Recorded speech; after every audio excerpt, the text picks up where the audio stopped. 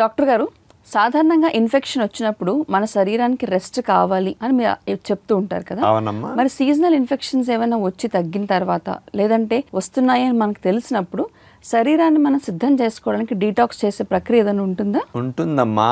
కాలం మారుతున్నప్పుడు మన బాడీని దానికి తగ్గట్టు రెడీ చేసుకోవాలి. రెడీ చేసుకోవటానికి 1-2 రోజులు ఫాస్టింగ్ చేయటమే రెడీ చేసుకునే మెకానిజం.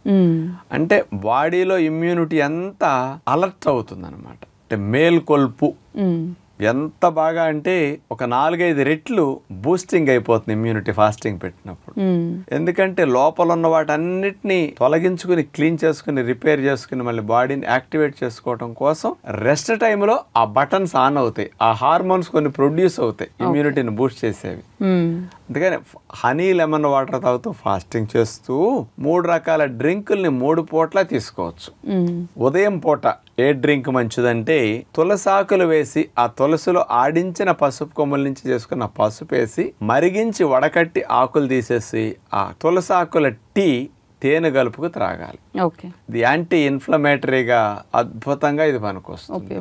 మధ్యాహ్న పూట దాంట్లో పుదీనా కొత్తిమీర ఈ 2 వేసి మరిగిచ్చిన టీ తాగాలి. యాంటీ ఆక్సిడెంట్ టీ లాగా ఇది బాగా పనికొస్తుంది. వడకట్టి తీసేస్తాం, ఆ టీకి కాస్త తేనె కలుపు త్రాగేస్తారు. సాయంకాల పూట అయితే నీళ్ళల్లో అన్ని మిరియాలు అంత యాలకుల పొడి వేసి మరిగించేసి ఆ నీళ్లు వడకట్టేసి ఆ టీ తీసుకుని తేనె కలుపు త్రాగాలి. ఇవి దగ్గు శ్లేష్మాలు ఇట్లాంటి రాకుండా బ్యాక్టీరియా ఫంగల్ ఇన్ఫెక్షన్స్ కి అద్భుతంగా పనికొస్తుంది అనమాట. 3 పూట్ల ఇట్లాంటివి తాగుతూ 3 సార్లు, మిగతా సమయంలో తేనె మంచినీళ్ళు త్రాగుతూ మనం ఫాస్టింగ్ చేస్తాం అనమాట. ఇలా చేయగలిగితే మంచి ఫలితం వస్తుంది.